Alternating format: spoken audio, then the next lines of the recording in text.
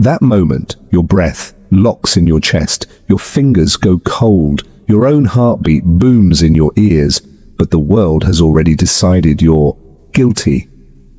And that's where this story begins, where crime doesn't start with a gun, it starts with a glance, where love doesn't grow through words, it grows in silence, and where betrayal doesn't come from a stranger, it comes from the same hand that calls you friend today. I'm telling you a true and terrifying crime incident. This story takes place at Chase Harbor University, an invented campus beside a stadium where discipline is identity. From early morning, nearly 1,000 students run taekwondo, conditioning, drills, sweat, shouts, whistles, everything on schedule. Here, reputation is everything and image is slippery. Once it sticks, it doesn't let go. On this campus, there are two close friends, John Reyes and Rohan Sharma. Both are 20, both students, but completely different. John is loud, confident, the kind of guy who shines in a crowd. Rohan is quiet, controlled, always holding himself together, yet always thinking too much inside. They've been friends for 2 years, but Rohan barely knew anything about John's family. John never once said he had a sister. One evening, Rohan goes to John's off-campus house to drop off class notes. John isn't home. The door is slightly open, soft music playing inside. Rohan calls out, "John!" No answer. Then, in the hallway light, he sees a girl, 19 years old, unbelievably beautiful, calm eyes, wet hair tucked behind her ear. John's sister, Mary. Rohan freezes like his breath just stopped. Mary smiles politely and asks, "Who are you?"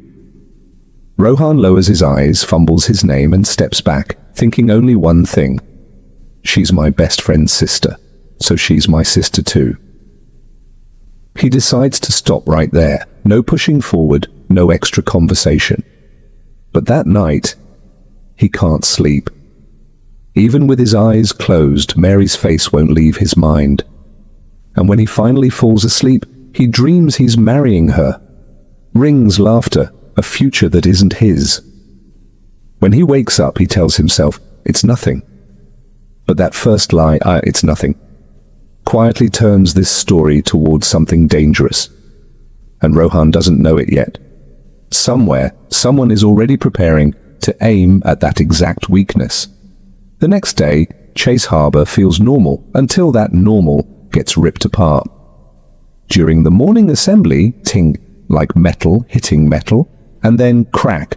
5 masked men rush the stage where the principal is speaking. The hall explodes into screaming smoke and panic. Someone yells, "Gun!" And that one word turns into a stampede. John grabs Rohan's arm, pulling him back. "Stay here!" Rohan tears free. He pushes through the chaos, drags the principal behind the podium, and blocks the attackers with a heavy chair. Hands collide, breath burns. By the time campus security arrives, Rohan is bruised on the ground, pinning an attacker's wrist so the gun can't rise again. From the doorway, Mary sees everything. She doesn't feel love in that moment, she barely knows him, yet the first seed of respect gets planted. After that, Rohan keeps even more distance from Mary. In the hallway, he looks down. In class, he chooses seats far from her path. And then, the accident happens. An accident that could make him look like a villain or a gentleman in the same second. Rohan goes back to John's house again to return notes. He calls loudly for John, assuming he's home. The bathroom door is half open. Without thinking, Rohan pushes it, then freezes. Mary is inside, showering, shocked. Rohan slams the door instantly, stumbling back and says in a shaking voice, "Sorry, Mary, I swear I thought it was John." He doesn't argue, doesn't joke, doesn't take advantage. He leaves. Inside, Mary is shaking, but her fear doesn't grow. It collapses because he does what most people wouldn't. He gives the power back. Weeks later, another door opens in the worst place, inside the girls' bathroom after school. Jessy Carter, 18, 9 months pregnant, unmarried, alone, crying so hard she can barely scream, has gone into labor. Rohan is still in the library. He hears the sound and runs. He doesn't record. He doesn't spread rumors. He doesn't run away. He calls staff, helps Jessy breathe, holds her hand, becomes the eyes that say, "You're not alone." When the baby finally cries, Jessy asks through tears, "What's your name?" Rohan says, "Rohan." Jessy exhales. "Then his name is Rohan too, because you didn't let me disappear." Jessy is Mary's closest friend, the kind who can read Mary's mood in one blink. So when Jessy recovers and returns to class, she tells Mary everything. Mary listens quietly, and for the first time she thinks, this guy might be the safest man on this campus. Then another thought, more dangerous, and wanting him might be the riskiest thing I could do. Jessy becomes the bridge, not by asking permission, but by being a friend.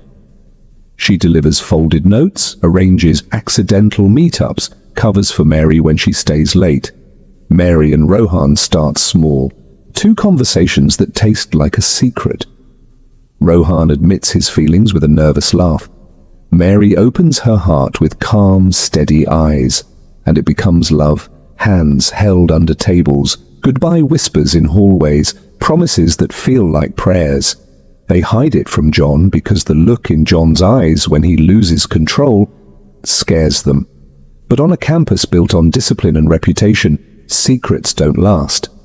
One evening, John's other friend Evan sees them behind the gym, fingers linked. Evan doesn't look shocked, he looks pleased. He goes straight to John and pours poison into his ear. "Your best friend is using your sister." John's face hardens slowly, like concrete setting. He stops answering Rohan's calls. Then at night, a message arrives. "Meet me at the campus church behind the stadium after dusk, just us." The chapel sits behind the stadium lights, always half dark, always echoing. Rohan goes alone. Mary follows too because her warning instinct is louder than love. Inside, John is waiting, Evan and 2 discipline field guys with him. John's voice is calm, and that calm is the scariest thing in the room. "You were my brother," John says, "and you took my blood." Rohan tries to explain, tries to apologize for something he never meant to do. Evan keeps whispering, pushing the rage forward. Then John pulls a handgun from his jacket. In that instant, Mary steps between them.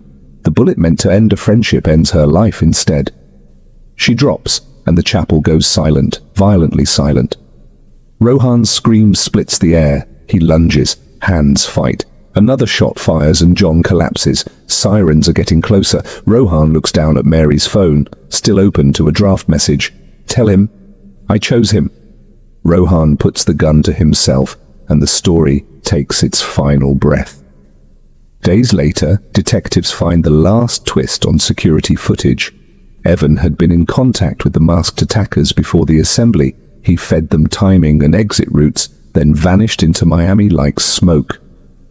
And the darkest lesson is this. Sometimes the enemy isn't the masked stranger. Sometimes the enemy is the friend who knows exactly where your weakest point is.